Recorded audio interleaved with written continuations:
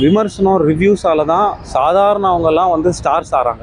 கரெக்டுங்களா? நல்லா இல்லை படத்தில் என்ன நல்லா இல்லைன்னு சொல்கிறதுக்கு எல்லாருக்குமே உரிமை இருக்குது. எல்லாருமே 200 300 பார்க்கிங்கு பாப்கார்னு எல்லாம் வந்து பார்க்குறாங்க. காசு கஷ்டப்பட்டு அவங்க வந்து சம்பாரித்து ஒரு என்டர்டெயின்மெண்ட் பர்பஸ்க்காக வந்து படத்தை பார்க்குறாங்க. அவங்களுக்கும் அவ்வளோ அவங்க யோசித்து தப்பாக சொல்கிறது அவங்களுக்கு தான் அது வந்து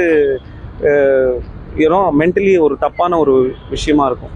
படம் நல்லா இருக்கும். சின்ன படத்துக்கோ பெரிய படத்துக்கோ மீடியம் படத்துக்கோ எல்லா படத்துக்கும் ஒரு வாய்ப்பு கொடுத்தாகணும். அந்த தியேட்டர்ஸில் வந்து ஜனங்க வந்து பார்த்துட்டு முடிவு பண்ணட்டும், படம் நல்லா இருக்கா படம் நல்லா இல்லையா. விமர்சனம் எப்படி இருந்தாலும் நாங்கள் ஏற்றுக்க தயாராக இருக்கோம். பட் அந்த படத்தை வந்து பார்த்து ரசிக்கிறதுக்கு எங்களுக்கு ஒரு சான்ஸ் வேணும். அதுக்கு தான் போராடிட்டு இருக்காங்க சின்ன படங்க எல்லாம். இப்போ நீங்கள் விமர்சனத்தை எப்படி வேணால் ஏற்றுக்கலாம்னு சொல்கிறீங்க, ஆனால் விமர்சனத்தை எடுக்கக்கூடாதுன்னு தேட்டர்கள்லாம் ஒதுக்கி விடுறாங்க யூடியூபர்ஸ்லாம். அதை எப்படி பார்க்குறீங்க? இல்லைங்க, பாருங்கள், இப்போது விமர்சனம் ரிவ்யூஸால தான் சாதாரணவங்கெல்லாம் வந்து ஸ்டார்ஸ் ஆகிறாங்க. கரெக்டுங்களா? இன்றைக்கி பெருசாக வளர்ந்துறவங்கள எப்படி வளர்ந்துருக்காங்கன்னா ஆடியன்ஸால தான். ஆடியன்ஸு அவங்களுக்கு கொடுக்குற பாசிட்டிவிட்டியால தான். பட் எல்லாத்துக்குமே வந்து ஒரு சிஸ்டம் இருக்கணும்ன்ட்டு நினைக்கிறேன். ஏன்னா இப்போ ஒரு படம் நல்லா இல்லைன்னா அந்த படம் நல்லா இல்லை, படத்தில் என்ன நல்லா இல்லைன்னு சொல்கிறதுக்கு எல்லாருக்குமே உரிமை இருக்குது. எல்லாருமே 200 300 பார்க்கிங்கு பாப்கார்னு எல்லாம் வந்து பார்க்குறாங்க. காசு கஷ்டப்பட்டு அவங்க வந்து சம்பாரித்து ஒரு என்டர்டெயின்மெண்ட் பர்பஸ்க்காக வந்து படத்தை பார்க்குறாங்க. ஸோ அவங்க வந்து நல்லா இல்லை நல்லா இருக்குன்னு சொல்கிறதுக்கு எல்லா உரிமையும் இருக்குது. ஆனால் தனிப்பட்ட முறையில் அந்த படத்தில் நடித்தவங்களையோ அவங்க குடும்பத்தையோ இழுத்து அது ரொம்ப அசிங்கப்படுத்தாமல் இருக்கணும். அந்த மாதிரி சில பேர் ஏதாவது பண்ணுறாங்கன்னா அதை வந்து இந்த யூடியூபர்ஸ் வந்து காமிக்காமல் இருக்கணும். பட் அதையே வந்து ஒரு விஷயமா வந்து ஏன்னா நெகட்டிவ் ரிவ்யூஸ்க்கு கொஞ்சம் அதிகமாக பப்ளிக் இன்ட்ரெஸ்ட் காட்டுறாங்கன்னு சொல்லிட்டு அது ரொம்ப க்ளோரிஃபை பண்ணுறாங்க தான் சார்.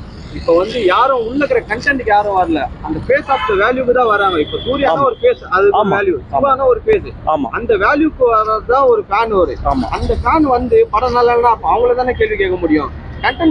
இல்லைங்க, படம் பாருங்க, ஒருத்தரோட சாய்ஸ். படம் பிடிக்கிறது படம் பிடிக்காது, ஓகேங்களா? இப்போது எனக்கு படம் பிடிச்சிருந்தா என்னை நம்பி படத்தை வந்து பார்த்துட்டு நல்லா இருக்கோ நல்லா இல்லையோன்னு அது அவங்க இது. பட் தனிப்பட்ட முறையாக யாரையுமே அசிங்கப்படுத்தக்கூடாது. ஐ மீன், ஏன்னா சினிமாங்கிறது வந்து கிட்டத்தட்ட ஒரு 24 துறை இருக்குது.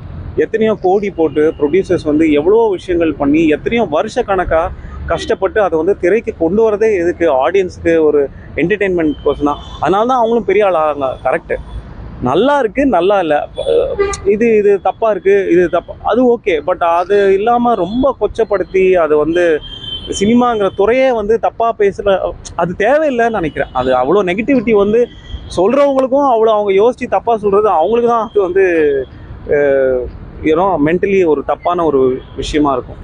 படம் நல்லா இல்லைன்னா இப்போ கண்டிப்பாக அது எல்லோரும் கேட்டு என்ன மிஸ்டேக்ஸ் பண்ணியிருக்காங்களோ அதை கண்டிப்பாக ரெக்டிஃபை பண்ண தான் பார்ப்பாங்க. அதுதாங்க.